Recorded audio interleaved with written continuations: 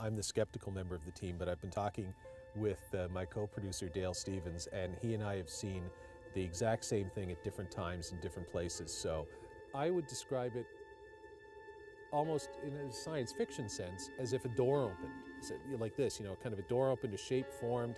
It was totally black and surrounded by the night sky, which is slightly illuminated from a town off in this direction, I guess. And then as soon as it was there, it was gone.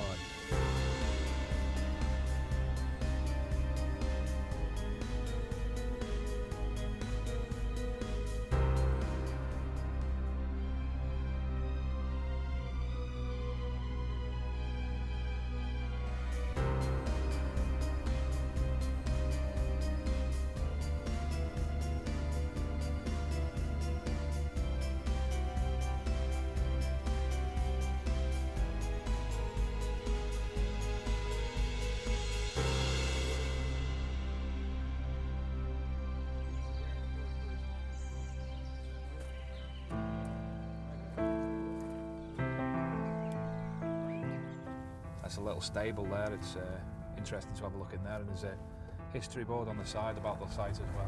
Right. Oh, hopefully. Oh, Steve's already here. Oh yeah, it's Steve Mera. Right side. Okay, left side will do.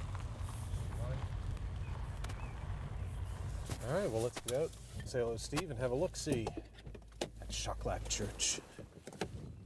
Hi, Steve. Hi, guys. Hey, Steve. Good to see you again. Welcome to Shocklach. Thank you. Yeah. Good to see you again. Hey. Morning, Mr. Mera. Hi, Dave. All right. So has anything paranormal happened to you while you've been waiting for us? No, not at the moment, but if we have a look around, get our stuff out. All right. Check the place out. Well, give us the grand tour first, and then we'll pull this stuff out and set Certainly, everything yeah. up. Tell you what's what. Yeah. No problem. All right, guys, Great. let's go have a look. You're talking circa the 13th century for the building of the church. The original part, as you can see, on the left-hand side is a lot older than there was an addition. It was a small church, you needed an addition. So you've never been here before? No, this is my first time. This is I'm aware of its so-called experiences that have been reported here over the years. Right. Time slips, apparitions, and that's good enough to draw my attention. But you're the expert. Sorry, Dave. No, I'm not an expert. You're the one with a great deal of experience here. Yeah, I've been coming here now for 10 years. Hours-wise, you're probably looking at 3-figured hours spent at the site. You're talking 50+ visits. I come here alone because I like the location, I like the tranquility. So away from the paranormal, that is. So you were saying that there are a couple of questions. You were telling me earlier there's a wow entrance, as you call it.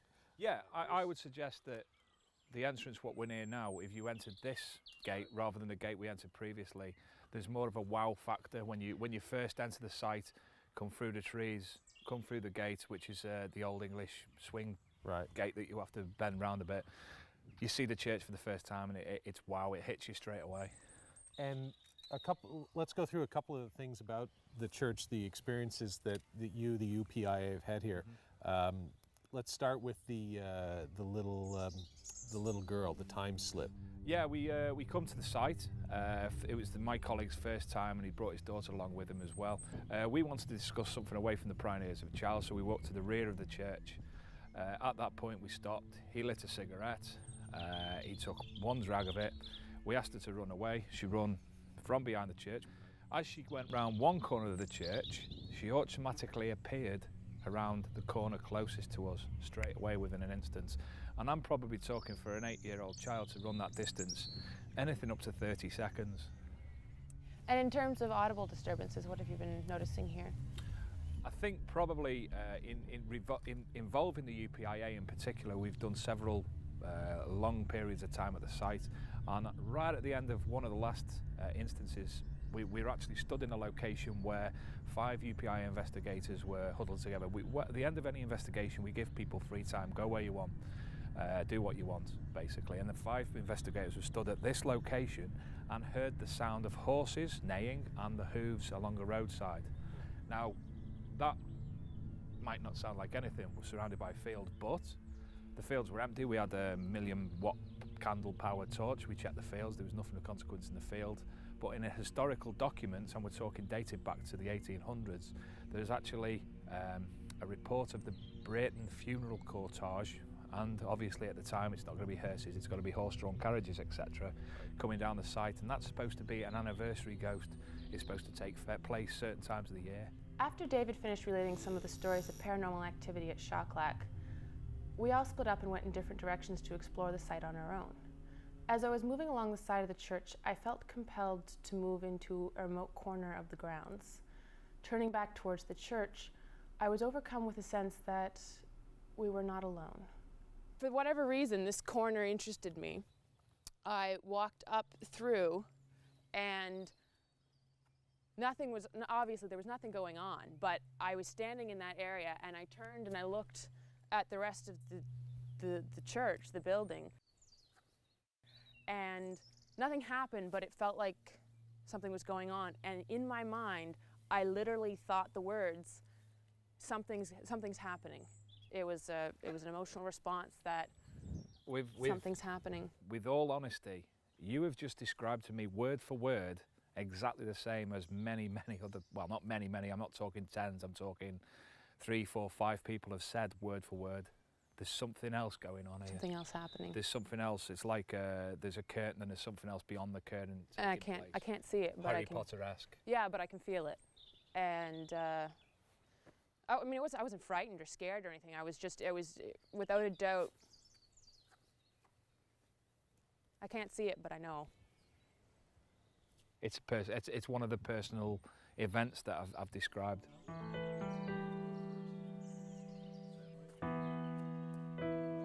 The sun was starting to set, so Paul, Steve, and Dave went back to the parking lot to set up some of the gear. I stayed behind to take some pictures of the church. It was only a few minutes later that the unbelievable happened. Hi, Holly. Hey. I believe you've had an experience. Something unusual? Yeah. I'm laughing because I'm awkward and uncomfortable. FYI. Okay, so what's happened then? I was taking pictures of some stuff. I took a picture of this, for whatever reason, this window right over here, and then clear as anything, I heard the horse's hooves. You heard horses' hooves? I heard the horse's hooves, and I thought that was laughable because we've heard so much, the horse's hooves, the horse's hooves. Yeah. And it wasn't somewhere off in the distance. It wasn't like... Were you quite close? It sounded like it was just on the other side of this tree line here, and I thought for sure that there must have been a horse there. There must have been a hard surface because it sounded like a hard surface. The horse hooves, I heard it for about a second and a half to 2 seconds. The clop of the horse's hooves, and almost what I would have at the time I was thinking that sounds like a carriage, like a wheel on the surface as well. Yeah.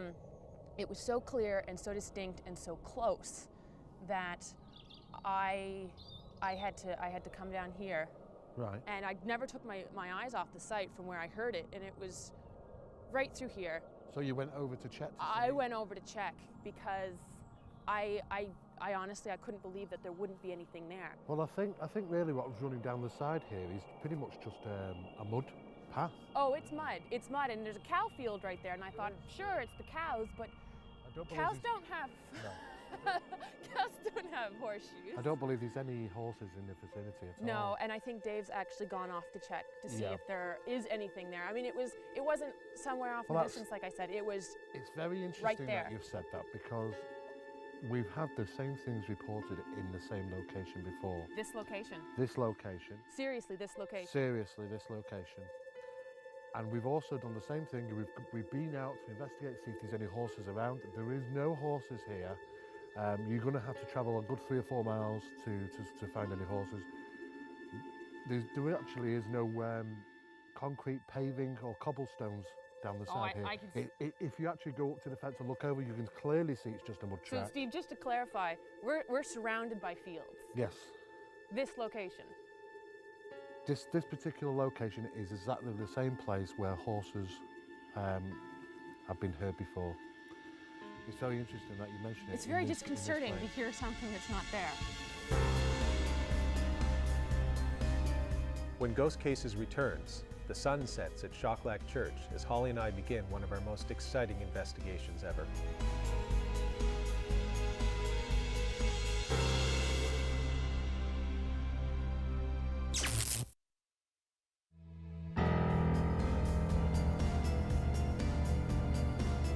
darkness descends on Shocklach Church, Holly and I start our investigation.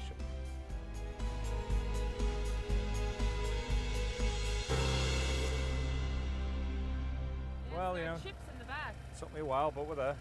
Chips in the back. Yeah. All right, let's go through this Dave as fast as we was can. just going to go over what we're doing here. So we've got our DVR cameras have been set up, but No, you told me you were giving it to me. Huh? You said you were giving it to me. We'll talk.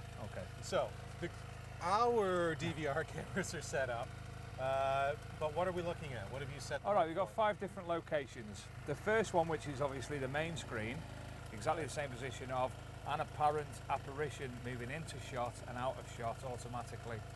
Secondly, we've got the door to the church, just in case we need to monitor certain things. We're going to monitor the door. We're also monitoring the graveyard, the rear of the graveyard, and that's because it's been alleged the apparition of somebody tending to one of the graves has been witnessed. Somebody crouching over and bending over and tending to the graves in a cowl. Cool. Okay, 2 other locations we're looking at. One is where Holly had her first experience this evening, and the final area is because that's where most people have witnessed the sound of the horse and the cart. Strangely, a different place to where Holly witnessed it, but that place. And additionally, because one of the members of the UPIA actually witnessed a figure in that area as well. And do we have a camera covering the area where you reported the time lapse? Yes. Thingy? Yes, that's also covered in one of these bottom areas. Okay. It's actually covering in the area where the time slip took place and sorry. the area where Holly had her experience this evening. With our cameras set up, we decided to explore different areas of the church grounds. Holly headed back to where she had heard the horse's hooves earlier that evening, while Steve and Dave focused on the graveyard. Meanwhile, I found what I thought was a nice, quiet little spot at the rear of the church. Within minutes, however, I had one of my weirdest experiences yet as a paranormal investigator. So here's the crazy thing. I wasn't going to say anything because I'm the skeptical member of the team, but I've been talking with my co-producer Dale Stevens, and he and I have seen the exact same thing at different times in different places. So that's, trained as a lawyer, as a historian, what I want is confirmation, and I've had it. And what Dale described and what I've seen, out of the corner of my eye, and then I looked over, it was over in this direction, and because the sky, there's trees and trees, and then there's sky in between, which allows you to, gives a backdrop of some illumination that you can see things. And it's weird. I would describe it almost in a science fiction sense as if a door opened. So like this, kind of a door opened, a shape formed. It was totally black and surrounded by the night sky, which is slightly illuminated from a town off in this direction, I guess. And then as soon as it was there, it was gone. Maybe a second or 2 seconds, I suppose, afterwards. What I saw would have been, the church is right over here. We've just sort of walked in more or less a straight line, and I was looking right in this direction.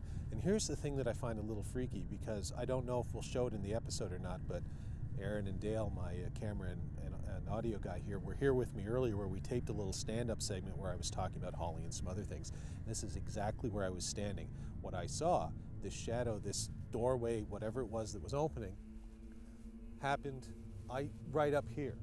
So it occurred, whatever it was for me, sort of in exactly the same place as I was standing, 2 hours ago maybe, when we filmed that stand-up segment.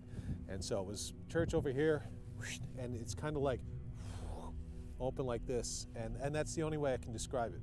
My co-director, producer Dale Stevens described it a little differently, but we're talking about the exact same thing. But the way my mind works, it was like a trans-dimensional door opening or something, with just full of blackness, as if the sky blacked out in that section. Weird. I gotta tell you, weird. Of all the episodes I've done, weirdest, that and getting the thing in the St Andrews jail, 2 weirdest things I've seen. And I would have pocketed that one, because that one was it was just one of those weird things that if Dale hadn't told me that he'd seen the same thing in a different place, different time, I might not have said anything. Paul and Dale's sighting of the black void in the night sky was the beginning of a series of unusual events. In a period of 20 minutes, our sound technician, Dale Lucky, burned through 2 sets of batteries that should have lasted over 2 hours. How long are these ones running? They've only been going probably max 20 minutes today. What do you usually get out of them? That first shoot we were on down at Liscombe, Yeah. I think I didn't change batteries once. And that would have been a couple of hours. Yeah. Wow. So I don't know what's going on, but anyway.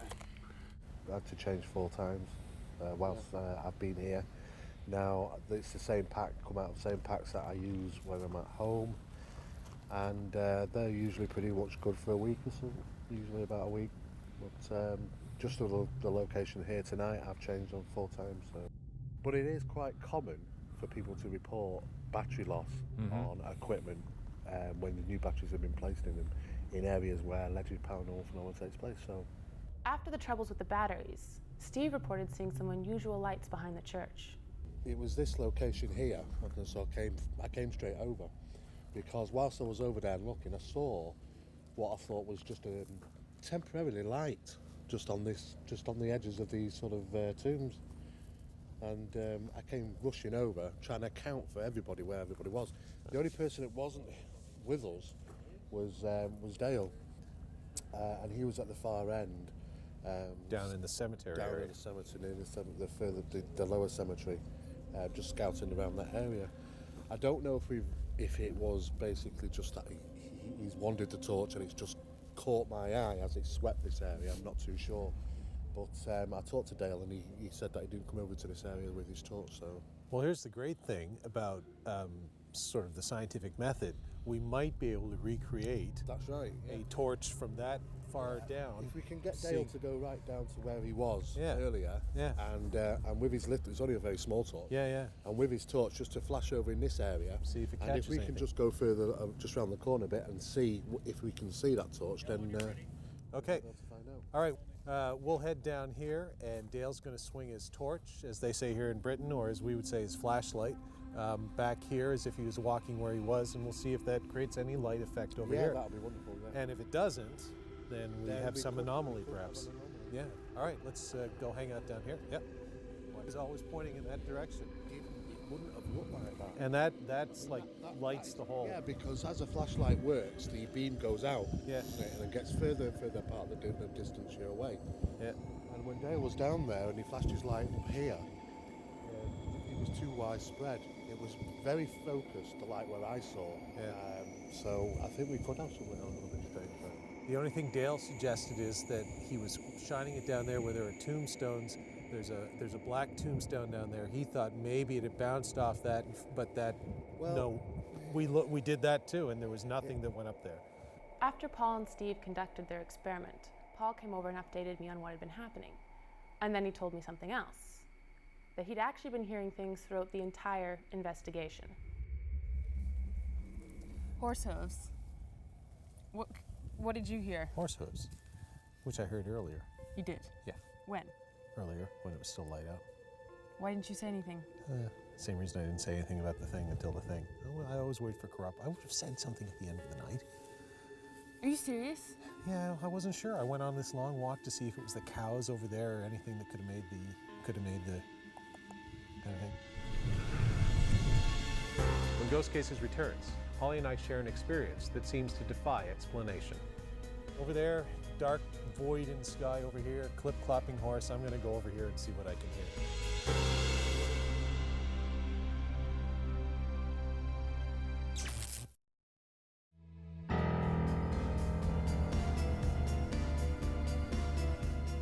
Holly and I conclude our investigation of Shocklach Church.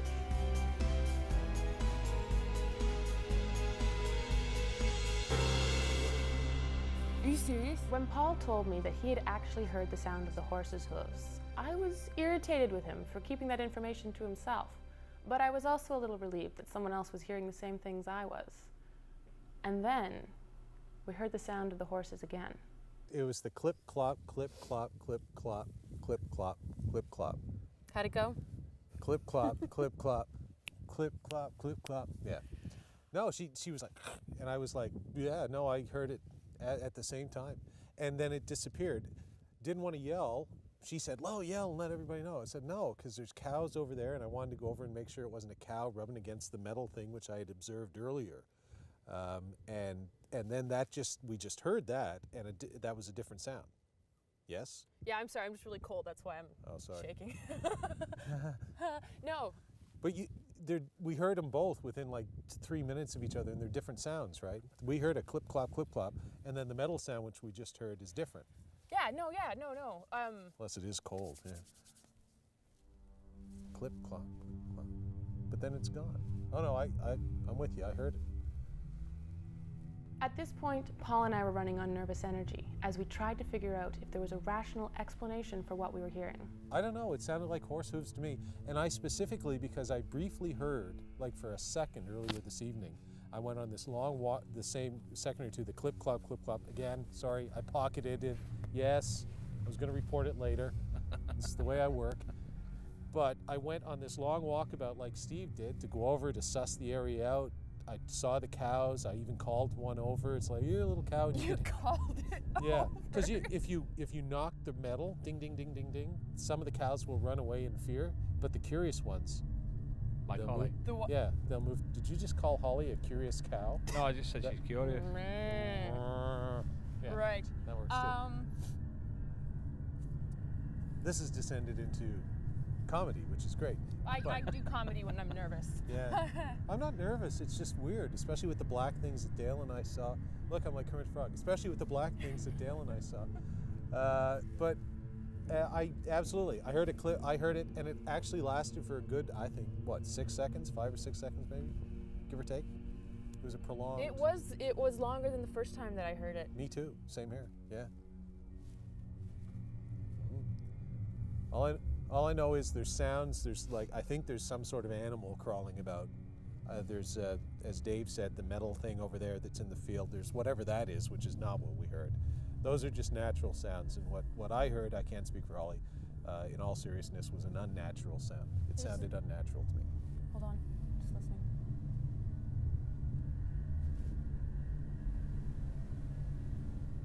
Okay, yeah, I can hear a cow chewing. Yeah, those, I've already ruled all those things out from it, like boom, cows chewing, walking, all that stuff. Nope, sounded like clip, clop, clip, clop, clip, clop. That's my horse. Anyway, I'm just over there, dark void in sky over here, clip clopping horse. I'm gonna go over here and see what I can hear. Fantastic. I'll scream if I hear the clip clopping of the horse again. Excellent. Well, I won't really scream, but it will notify people in a professional fashion. Moving on. What happened to us that night at Shocklach Church? I still don't know.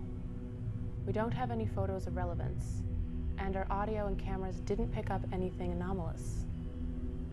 But we all saw and heard things that we cannot explain. It's almost as if all night something was playing games with us. Shocklach is the type of investigation that you never want to see end. I can understand why my friend Dave Sadler has been drawn there over and over again, because the location is genuinely haunting and truly unforgettable. It's like black things in the sky and light anomalies over here and horse hooves. Ooh, this is and Dale asked me, you know, it's like, are you scared or anything? I said, no, I'm not scared. I'm jacked up. This is exciting. This is fascinating. This is cool in a weird way. Because this is the kind of thing, if you're doing UFO research or any paranormal research or anything, it's like being a lawyer. You can read it all in the books, but until you get in a courtroom, until you get there in front of a judge with a witness and everything, you don't actually know how it works. And the same thing's true with paranormal investigation. You could do 50 of these and have nothing happen. And then you can come to a place like this and you can have multiple sort of things happening all in one night, and you realize, you know what, the 50 times where nothing happened, it's worth it to get the one time where you go to a place and whatever's happening, it's interesting, it's anomalous. Whether it's paranormal, I don't know, but it's certainly anomalous. And then you can do things like with the light thing that Steve saw and try a little experiment and rule things out. That's the way it should be done, and that is exciting.